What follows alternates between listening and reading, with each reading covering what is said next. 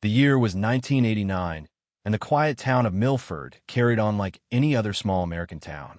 Children played in the streets, families gathered for Sunday dinners, and everyone seemed to know one another by name. But then, one chilling summer evening, something happened that would leave the town haunted for decades. 3 siblings, triplets, barely 9 years old, vanished without a trace. No signs of struggle, no witnesses, and no explanation. One moment, they were laughing in their backyard, and the next, they were gone. The disappearance shook the community to its core. Parents held their children tighter. Doors that had always been left unlocked were suddenly bolted shut. Police scoured every inch of the neighborhood, dredged the nearby lake, and followed dozens of leads that went nowhere. For years, the case stayed in the headlines, but over time it faded into the shadows. Just another cold case file collecting dust.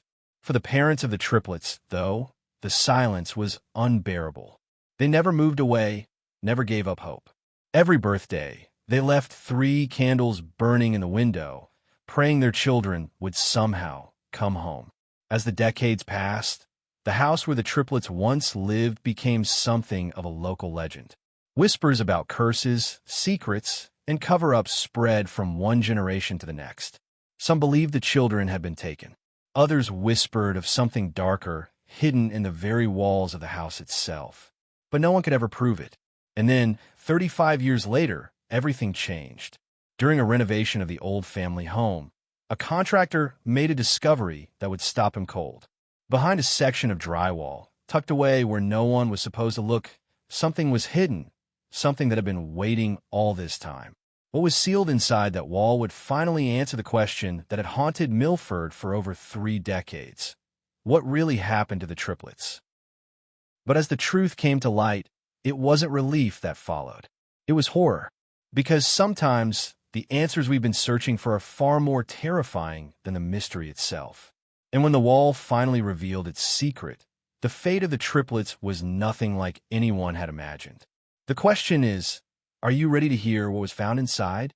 The discovery behind the wall sent shockwaves through Milford, reopening wounds that had never truly healed. For 35 years, the disappearance of the triplets had been the town's darkest shadow. The case had faded from news cycles long ago, but for those who lived through it, the memory never disappeared. The parents, now frail and aged, had long since learned to live with unanswered questions. But when police called them back to their old home, the look in their eyes said everything, hope and dread colliding in a single moment. To understand why this moment was so powerful, you have to know who the triplets were. Their names were Emily, Aaron, and Grace. Born minutes apart, the 3 children were inseparable. Teachers at school would laugh that it was impossible to keep them seated apart, and neighbors recalled their giggles echoing down the street. They were curious, adventurous, and full of the restless energy only children seemed to have. And then, all at once, they were gone. The investigation back in 1989 was massive. The FBI joined local authorities, and hundreds of volunteers searched the woods, rivers, and abandoned buildings. But the deeper they searched, the stranger the story became. There were no footprints leading away from the yard, no broken locks or open windows. Even a family dog, who never failed to bark at strangers, was silent that night. It was as though the 3 children had simply vanished into thin air. The family home became the center of suspicion. Police combed through every corner, pulling up floorboards and knocking on walls. At the time, nothing was found. But neighbors remembered odd details. Lights flickering late at night, the sound of crying behind closed curtains, and the parents' desperate insistence that their children would come back soon. Rumors began to spread. Some whispered that the parents were hiding something. Others believed the house itself was cursed. The triplet story turned into a ghost tale, something older children would whisper to frighten their younger siblings. Don't go near the house where the triplets lived, or you might vanish too. But the family refused to leave. The house remained theirs, a silent monument to the children they lost. And though time wore away at the memories for most of Milford, for the parents every day was the same unbearable question. Where were their children? Now, 3 decades later, That very same house had given up a secret, one that had been sealed in silence since that night in 1989. A contractor's hammer had cracked open what investigators had missed, exposing a hidden cavity in the wall. What lay inside wasn't just an object. It was a message, a clue, and perhaps the key to understanding what had truly happened. The answer was finally close, but with it came a darker possibility that someone in Milford had always known the truth. The moment the cavity inside the wall was discovered, everything in Milford shifted. The old case files were dusted off, and detectives, some of them children themselves when the triplets vanished, returned to the scene with fresh eyes. The house, once a quiet relic of the past, was suddenly swarming with investigators, neighbors, and journalists. Yet behind the flashing cameras and murmurs of the crowd, something more unsettling lingered: unease. Because the truth hidden in that wall was not just a clue. It was a threat to the story Milford had told itself for decades. Inside the cavity lay a handful of objects coated in dust: 3 small shoes, a faded ribbon, and a piece of paper with markings too smeared to read. At first glance, they looked ordinary, innocent even. But for the parents, it was like looking into a time capsule carved out of grief. They recognized those shoes. The ribbon had belonged to Grace, the youngest of the 3. Their trembling hands confirmed what their hearts feared. These were not random belongings. They were theirs. The discovery reignited suspicions. If those belongings were inside the wall, how'd they gotten there? Could someone have hidden them deliberately? And if so, who? Whispers rippled through Milford once again. Some pointed fingers at the parents, accusing them of secrets buried as deep as the children's fate. Others turned to long-forgotten neighbors, people who had moved away suspiciously soon after the disappearance. The police chief, a man who had once been a rookie cop on the original case, struggled with his own doubts. Had they overlooked something back then? Had they been manipulated? Or worse, had someone inside the investigation known more than they let on? His guilt weighed heavily, and yet he hesitated to share it with anyone. After all, reopening old wounds meant exposing mistakes that could shatter more than just reputations. Meanwhile, the parents found themselves caught in a storm of emotions. Their grief, once private, was now under public scrutiny. Reporters camped outside, shoving microphones in their faces, demanding answers they didn't have. The father, once steadfast in his hope, began to crumble under the pressure. He whispered late at night that maybe the children had never left the house at all. The mother, however, refused to believe it. To her, the wall was hiding something planted, something meant to confuse, not explain. The town itself became a character in this story. Old friends turned into skeptics, long-forgotten rivalries resurfaced, and hidden grudges simmered beneath polite smiles. Everyone seemed to have an opinion, and some even had motives. The triplets' tragedy was no longer just about 3 children. It was about trust, fear, and the lengths people would go to keep their own secrets hidden.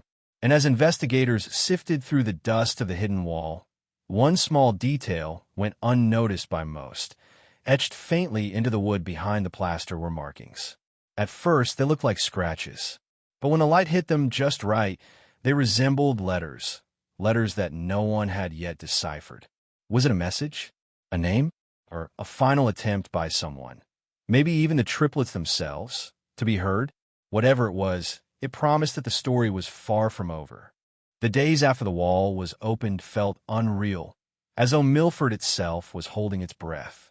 The house, once just a crumbling reminder of the past, was now the center of a storm. Police guarded it day and night. Reporters camped outside. Neighbors, some who hadn't spoken to the family in years, gathered on sidewalks, whispering theories under their breath. But inside, the air was different. Heavy, suffocating. The walls seemed to close in tighter each hour. The parents sat in the kitchen, their silence louder than words. The father kept staring at the evidence bags stacked on the counter, his hand twitching every time his eyes landed on the little ribbon. The mother avoided his gaze, clutching an old photograph of the triplets, her lips trembling with words she refused to say. The police chief was unraveling too. The faint scratches on the wood had been photographed, magnified and studied, but still, no one could make sense of them. The marks didn't look random. They looked deliberate, and though no one said it out loud, a thought gnawed at him. Had those marks been carved by small hands? Meanwhile, rumors spread like wildfire. A neighbor swore she'd seen a man slip into the yard late at night, only to vanish when police arrived. Another insisted she heard faint knocking sounds from inside the house when it was empty. Theories multiplied. Was someone trying to cover their tracks now that the wall had been breached? Or had the wall itself kept something trapped? The tension grew unbearable when old records were unearthed, sealed statements from the original investigation, notes that didn't quite match the official reports, witness accounts that had been dismissed too quickly, and buried among them was a name that linked someone close to the family to the very night the triplets vanished. The chief hesitated before sharing it. If he was wrong, he could destroy lives. But if he was right, then the truth had been staring them in the face for 35 years. That night, the house became a powder keg. The father confronted the police chief, demanding answers, his voice cracking with fury. The mother broke down in tears, begging them to stop fighting and just tell her what they'd found. Investigators whispered in the hall, debating whether to reveal the name or hold it back until they had proof. And then, silence. From somewhere deep inside the house came a sound. Faint, hollow, a tap against the walls. Once, twice, then gone. Everyone froze. The father whispered, "It's them." The chief's hand went to his flashlight, his breath sharp and shallow. Reporters outside pressed closer to the windows, sensing something happening. The mother dropped the photo she was holding. The scratching on the wall had returned. Louder this time. But before anyone could move, the lights flickered, and the entire house was swallowed in darkness. The blackout lasted only a few seconds, but in those seconds the house felt alive. When the lights sputtered back, the scratching had stopped. Everyone stood frozen, the silence louder than any sound. The mother whispered the children's names, her voice breaking in the dark, but there was no reply. Then came the twist no one expected. The police chief, pale and sweating, finally revealed what he had been holding back. The sealed records from 1989 weren't just sloppy notes. They contained testimony that had been deliberately suppressed. A neighbor had reported seeing someone that night, someone slipping into the triplets' home after dark. And the name she gave wasn't a stranger. It was the father's brother, Uncle Daniel. The room erupted. The father staggered back, disbelief and rage warring in his face. The mother clutched her chest as though her heart might stop. The uncle, long absent from Milford and barely spoken of, had been close to the family then. Too close. The children adored him. He was their trusted babysitter, their favorite storyteller. Could he have been the one to betray them? But before the shock could settle, another revelation surfaced. Investigators reviewing the fresh scratches on the wall noticed something chilling. They didn't match the original markings hidden under decades of plaster. These were new, fresh, made within days, not years. Someone had been inside the house recently, carving messages where the triplets once lived.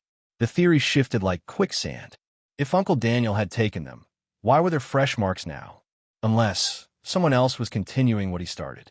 Or worse, someone was trying to frame him after all these years. The mother broke down, insisting her children had tried to communicate from the beginning that the house had always carried their presence. The father, trembling with fury, swore he would hunt down his brother and force the truth from him. The chief, however, felt the walls pressing in with a different weight. He realized the house itself was the crime scene, and that maybe Daniel had hidden more than just belongings inside. Outside, reporters caught wind of the twist. Cameras flashed. Rumors spread like fire. The uncle did it. The children never left. The parents always knew. Inside, the family fractured.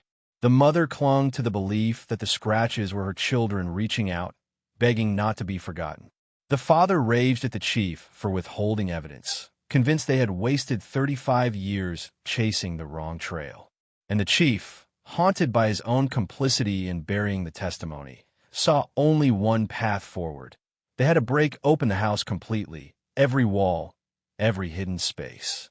But as the first swing of the sledgehammer echoed through the halls, another sound answered it, low, hollow, and coming from deep within the walls themselves. And with that, the story of the triplets shifted again. Because what they were about to uncover wasn't just about who took them. It was about what had been trapped inside the house all along. The first swing of the sledgehammer cracked through decades of silence. Dust filled the air, choking, blinding as fragments of plaster rained down.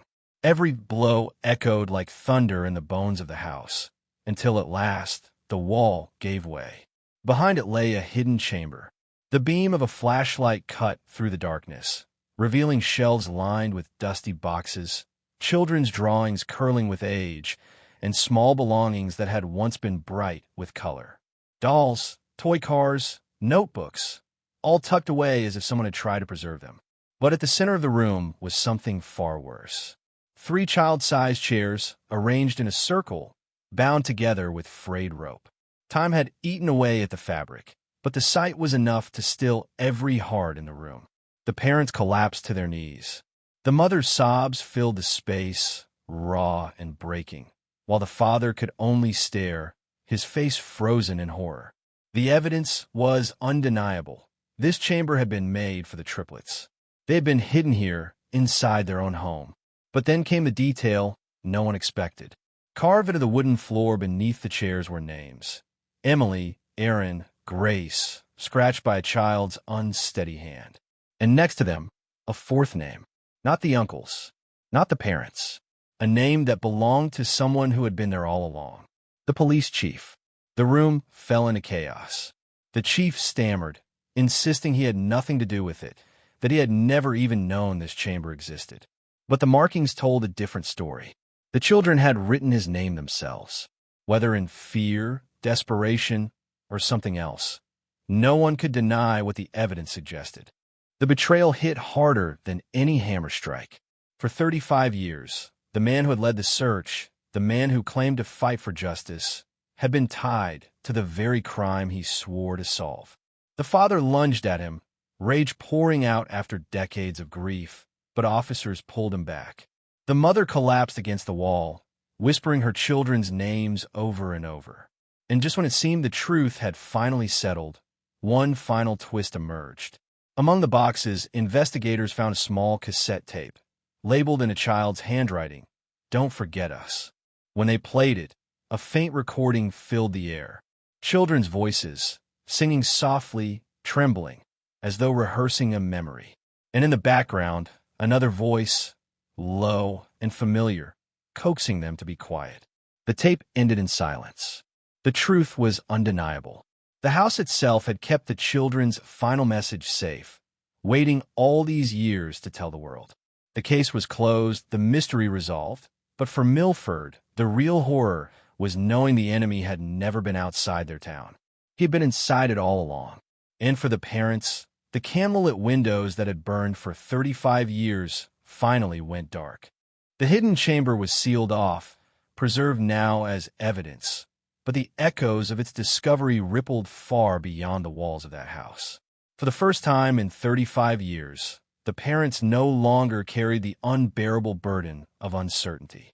They knew what had happened. They knew where their children had been. And though the truth was far darker than they had prayed for, it was still a truth. The father, once consumed by rage, withdrew from the public eye. His outbursts against the police chief were never forgotten, but neither were they condemned. People understood his grief, his fury at decades wasted. The mother, though broken in ways that could never fully heal, found solace in speaking about her children. She began visiting schools, telling their story, warning families about trust, silence, and the importance of never letting unanswered questions fade. The police chief resigned, his career and reputation shattered. Whether he had been complicit or merely negligent remained a point of debate, but the children's scratched letters and the recording were proof enough for the community. He carried that guilt in silence, a living reminder that justice delayed is never justice denied. The town of Milford itself changed. The whispers that once painted the triplets' disappearance as a ghost story or urban legend were gone. In their place came vigils, murals, and finally, acknowledgement. What had been dismissed for decades as unsolvable was now carved into history as a lesson about truth, time, and the voices of those who cannot speak for themselves. For the parents, closure was bittersweet. They lit 3 candles one final time in the window of their home, the flames flickering gently against the glass. Then, for the first time in decades, they blew them out. The light was gone, but the memory remained. And the tape, those faint voices of Emily, Aaron, and Grace, was preserved in the archives, a haunting but powerful reminder. Their last words, "Don't forget us," became more than just a plea. They became a promise.